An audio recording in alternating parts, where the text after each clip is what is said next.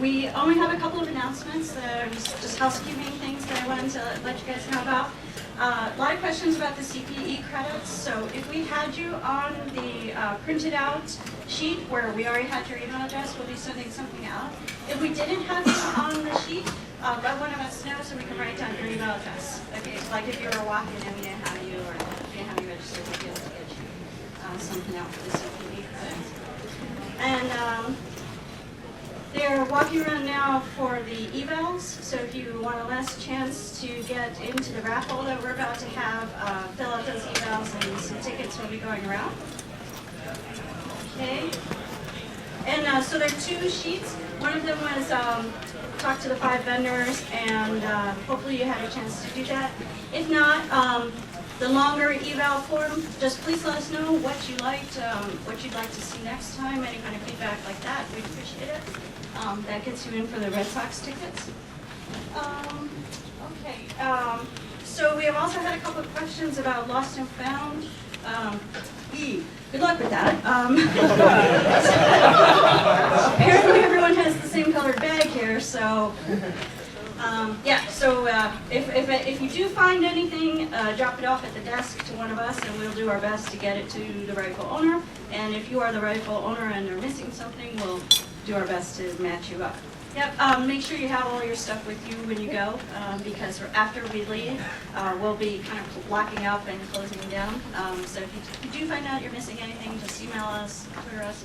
Okay, so last thing is our after party is at Mead Hall down the street. If you need directions, let us know. That's really close by. Everyone here is welcome. We just need like a wristband or your ID tag, just so we know you guys are part of our day. Or a shoe. I'll take a shoe. A shoe? Yeah, that's fine. What's the name again? Mead Hall, like honey mead, M-E-A-D. If you go up Broadway, you can't miss it. Follow the massive. Follow the crowd.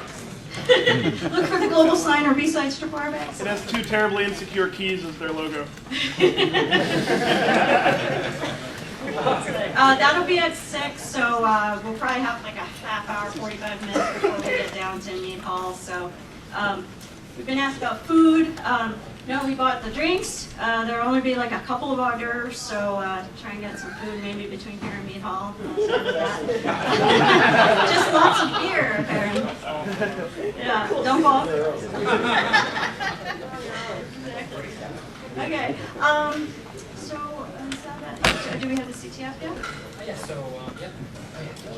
so hi everyone. Yeah, thanks. It's been a long day today. Really just wanted to remind everyone, I actually had a couple of reminders. Anyone who likes security, check out bostonsecuritymeetup.com. There's we have like a tool of the month, some things. And last, without ado, Paul Drapeau will be talking about the CTF results and giving out prizes to our winners.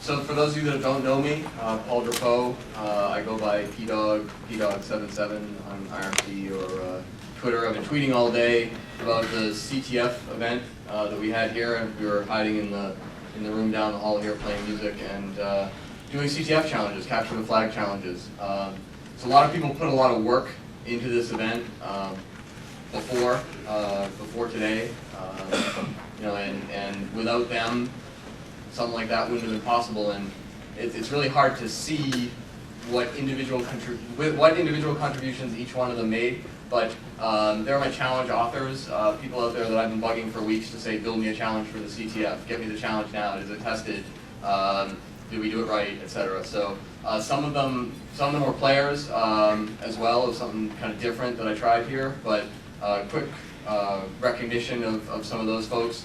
Skylar helped me out with a physical security challenge.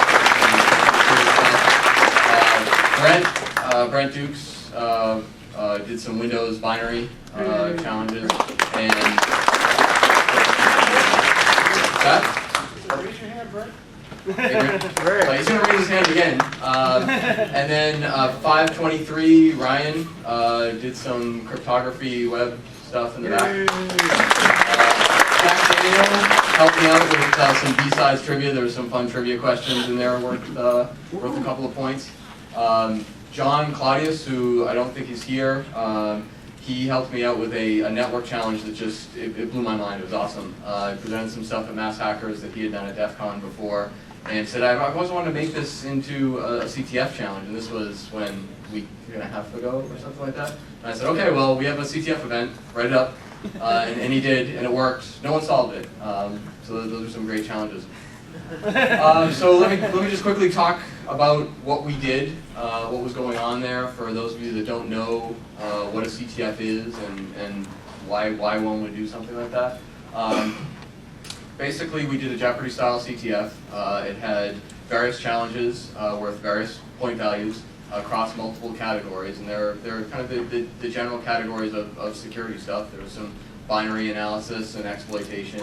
There's some web security type challenges. Obviously, I had mentioned physical security challenges.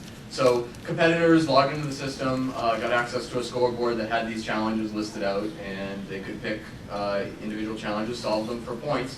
Highest point value wins at the end of the day, and that's one style of the game. It works well in this forum here. It was an 8-hour game. I previously helped at Source with a 24-hour game, which was a little bit different. And I sort of stumbled into this. It's a lot of fun to run these kind of things. It's not a spectator sport, so I wanted to see what was going on, because a lot of great challenges, a lot of amazing talent that competes in these events and builds the challenge. You can learn a ton. So I wanted to find some way to get involved. So Zach Quine was doing the Source challenge. I said, hey, I think I have some hardware, and I can help you get some hardware for Source. That turned into like writing challenges for it and putting the hardware together for Source, and then doing it again here. So I definitely recommend that people get involved with helping to run these things, writing challenges, or playing the games, because you can learn a lot and kind of really broaden your knowledge with people that are absolutely great at doing these various things. I'm going to take some questions if people have questions, but I want to recognize those who won. So at the end of the day, there are winners and losers in these things. So Team Farracode wins again. So they won at Source and they won today.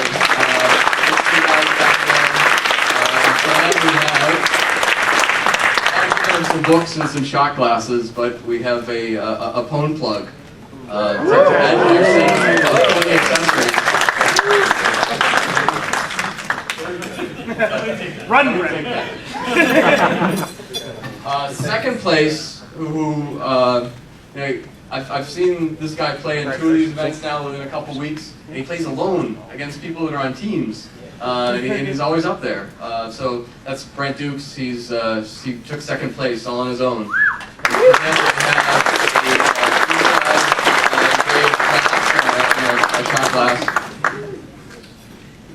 And if you want to quickly take your pick of no starch book. Okay. And then in third place, coming out of nowhere, and I knew I'd forget your names, and I've already forgotten your names. Team Will Nat, which stands for Willie and Nati.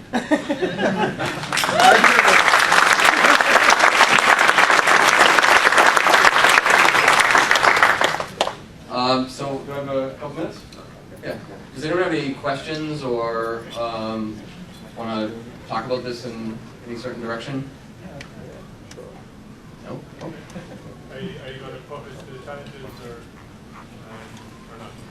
So I'll publish a general write-up about kind of what we did, the infrastructure, the general set of challenges, some of the challenges that I contributed. I'll let the challenge writers decide whether they want to publish their challenges, especially the ones that maybe weren't necessarily solved. But yeah, there'll be something out available, and I'll tweet about it. I'll use the BSides stuff and tag it so you can find it.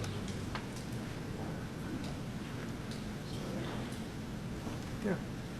Are you planning on having a newbie category next year for capture the flag? Because many times I think on joining, but they can body slam me from afar. so I never join. So they can body slam me from afar, and that's why I do it.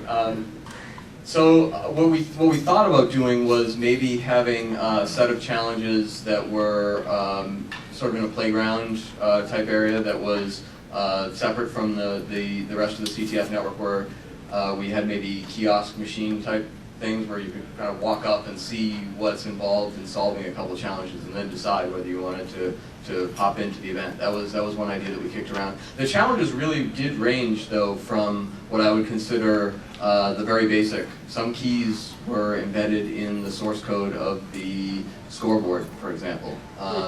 You know, so that key was in everybody's face probably 1,000 times today. Viewing source on the web page got you 50 points. Relatively simple binary exploitation overflow kind of thing. So, you know, at these type of events, there might be challenges that are, you know, very, very accessible even if you haven't done it before. And this isn't an attack and defend type format where you're trying to really play against the other players. You're more or less playing against the scoreboard.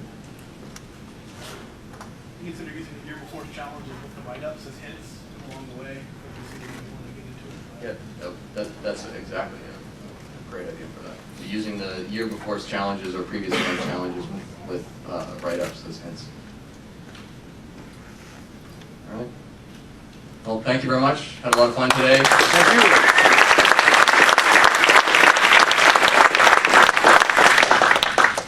Thanks, Bob. Okay, so we're almost done. We're almost at the very big raffle. I just want to take a moment and thank all of the sponsors who really helped us out and make this event great and give us all this wonderful swag. The vendors who came out, and especially the staff. So if I could just have all of the organizers come up real quick for a picture, that would be really great. And most importantly, we want to recognize Roy at WR0 because he put this whole thing together almost single-handedly. We did almost nothing. So thank you, Roy. And we have some more for you.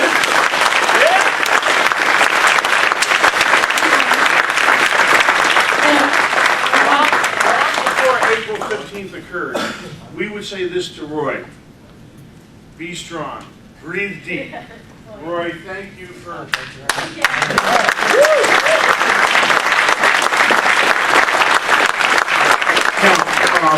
Anybody who hasn't handed in all their vendor sheets yet, all right, we're going to get to the final evaluations, but first we're going to do the vendor sheets, we're going to do some drawing, and while we're doing the drawings for the vendor prizes, people will complete your final evaluations, and we'll collect those, okay? All right, thank you. One more hand for Roy.